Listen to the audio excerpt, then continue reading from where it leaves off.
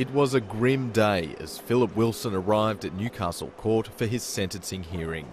Inside, his legal team argued he shouldn't go to jail, listing a litany of health complaints: heart problems, diabetes, anxiety, depression and possibly early Alzheimer's disease.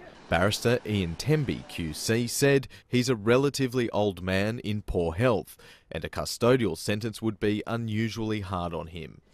Wilson is the highest-ranking Catholic clergyman in the world to be convicted of concealing child sex abuse.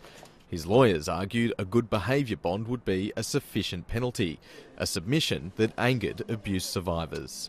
If our legal system slaps a bond on this bloke when it's international news, it'll make our system look like that we're inadequate. The description given by his defence team makes you wonder how he's still walking. Archbishop, at what point would you resign? Philip Wilson has stepped aside as Archbishop but has not resigned, nor has he been dismissed. The Archbishop is saying he is too unwell to serve a custodial sentence, and yet as recently as a few months ago he told the people of Adelaide that despite his medical conditions he intended to stay Archbishop for another 8 years. I find that completely untenable. The Crown Prosecutor Gareth Harrison said Wilson has lied to the court, continues to lie to survivors and has shown no remorse or contrition.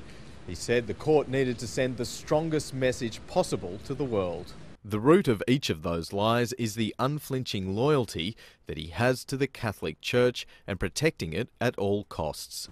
In 2 weeks, Archbishop Wilson and the world will learn his fate. Ben Millington, ABC News, Newcastle. The Archbishop of Adelaide, Philip Wilson, is refusing to resign after being convicted of concealing child sexual abuse. Archbishop Wilson is the most senior clergyman in the world to be convicted of the offence and has been sentenced to 12 months in detention. In a statement, the Archbishop says he intends to appeal the decision and he'll only resign if his bid is unsuccessful. On the subject of religiously empowered sin, this gentleman here, a very high Archbishop in the Catholic Church, Archbishop Philip Wilson, has been caught covering up child sexual abuse. Now this should be a warning to the Watchtower and Tract Society of the Jehovah Witnesses and governing body that the Australian government isn't going to muck around with these people. Archbishop Philip Wilson has been sentenced to 12 months detention for concealing child sexual abuse. Magistrate Robert Stone adjourned the matter to August 14 while Wilson's home detention order is assessed for suitability. They get away with a lot, these blokes. In May, the 67-year-old was found guilty of concealing the sexual abuse of children between 2004 and 2006 at the hands of a pedophile priest named Jim Fletcher in the 1970s. Wilson is the most senior clergyman in the world to be convicted of concealing child sexual abuse. Now this has to be a warning to these religious organisations that are trying to make excuses for sexual abuse, particularly the Watchtower and Tract Society of Jehovah Witnesses and the governing body, who's covered up over 1,006 child abuse scandals that were never reported to the authorities. Now here's a picture of the pedophile here, and this is what it says. Late pedophile priest James Patrick Fletcher's crime continue to hurt the Catholic Church. This is from the Advertiser. Okay, the pedophile priest James Patrick Fletcher died in prison in 2006, but the ghosts of his depraved crimes continue to haunt the Catholic Church. Fletcher, known to his trusting congregation as Father Jim, was finally outed as a depraved and calculating pedophile when he was jailed for molesting an older boy in the early 1990s. They're calculated, says it here, doesn't it? The disgraced priest died while serving his sentence, but revelations in the past decade have shown his offending stretched back to the least the 1970s. Fletcher's housemate at the Maitland Newcastle Diocese was a young priest by the name of Philip Wilson, now the Archbishop of Adelaide. This is a gentleman that's in all this trouble now. Archbishop Bishop Wilson alleged involvement in turning a blind eye to or covering up Fletcher's heinous crimes was the subject of a special inquiry on Tuesday, and resulted in a criminal charge. I think the Jehovah Witnesses would be really panicking at the moment after this. This was just the other day. One of Fletcher's victims who was abused in the house, the priest shared with the now Archbishop, has previously said he cannot accept that Archbishop Wilson did not know what was going on. The man has said Archbishop Wilson saw him coming and going from the Maitland house, where he suffered abuse in the Fletcher's bedroom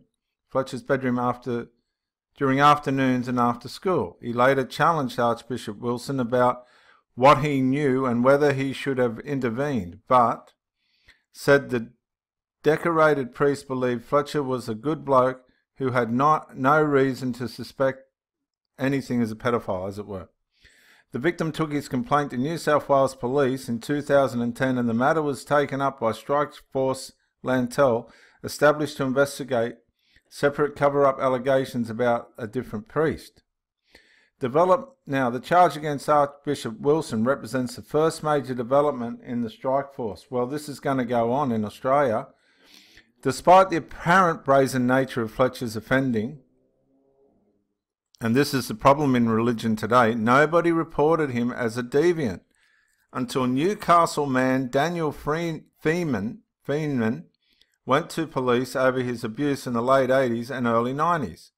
Mr. Feenan's mother, Patricia, wrote a book titled Holy Hell, a Catholic family story of faith, betrayal and pain, which outlined her family's struggle to force the church to address the problem of child sexual abuse.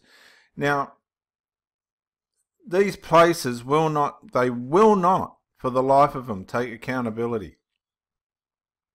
Now, Mrs. Feeman provided an insight into Fletcher's cunning and depraved methods, saying that he groomed the whole family by portraying himself as a kind and benevolent priest who could be trusted. Fletcher's true character could not have been further from his public persona. This guy was evil. After abusing Daniel Feenan, Fletcher pulled classic lines from the pedophile playbook, such as threatening to hurt his brothers if he ever revealed the truth. He threatened to hurt people if he revealed the truth. Goodness me. Now, despite his public disgrace, the Catholic Church continued to support Fletcher even in death. This is how relentless these organisations are in trying to prevent accountability. The 65-year-old was buried in the priest section of Sandgate Cemetery near Newcastle, which is only an hour up the road from where I live, with a marble headstone celebrating his achievements. The honours outraged Fletcher's victims, who described the elaborate burial plot as a final insult. The funeral was attended by more than 30 fellow Catholic priests who turned up to farewell Fletcher despite knowing his crimes. Now, how do you measure that? Now, there's no glory in any of us, whether it be the victim or the perpetrator here, but this isn't a new thing to religion. There was a fellow in the Bible in 1 Samuel who was running the things of the Lord by the name of Eli, but his sons were corrupt. This is in 1 Samuel 2. Now, the sons of Eli were corrupt. They did not know the Lord, yet they were running the things of the Lord. And the priest's custom with the people was that when any man offered a sacrifice, the priest's servant would come with a 3-pronged flesh hook in his hand and take the meat. They were stealing from the meat. But this was Hophni and Phinehas. Now, the sin of these young men, was very great before the Lord. Now, these guys claimed to be the priests of the Lord, and Eli knew what they were doing. They were sleeping with the women, they were stealing from the offerings, they were doing all sorts of evils.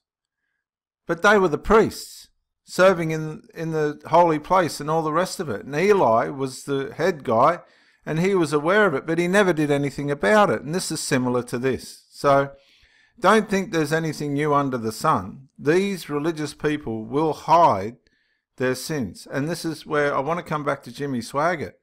At least he come out. Jimmy Swaggart, the American preacher who was caught with a prostitute many years ago, at least that man came out and apologised, and he lost his ministry. there's only a handful of people that follow him now, but at least he come out and he apologised, didn't he? He gave it all up. He humbled himself and said sorry and lost it all. Whereas a lot of these guys are just defiant today. This is Dr. J.W. Morrison, theologist. Bye for now.